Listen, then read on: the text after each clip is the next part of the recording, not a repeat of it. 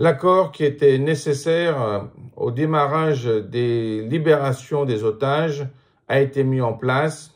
Donc, il a démarré aujourd'hui. C'est très important car c'est la première fois qu'on pourra voir, disons, une libération massive des otages, parce que pour l'instant, on était vraiment au niveau du goutte à goutte.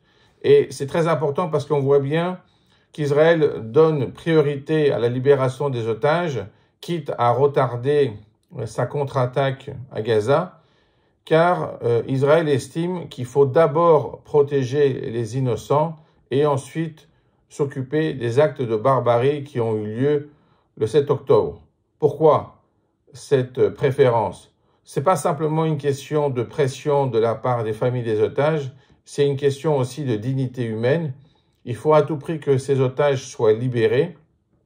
Et la seule manière de le faire, de toute évidence, c'était en fait cette trêve temporaire.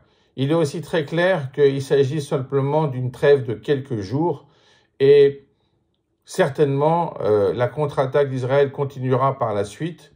Tout va dépendre évidemment du nombre d'otages qui vont être libérés, du processus qui va être suivi. En tout cas, c'est une nouvelle étape dans ce conflit et c'est aussi une nouvelle étape qui va nous permettre d'aller vers sa résolution parce qu'il faut bien penser à l'avenir et pas simplement s'occuper du présent de la crise. Dès à présent, nous devons penser et configurer l'avenir de manière à ce que la région soit stable.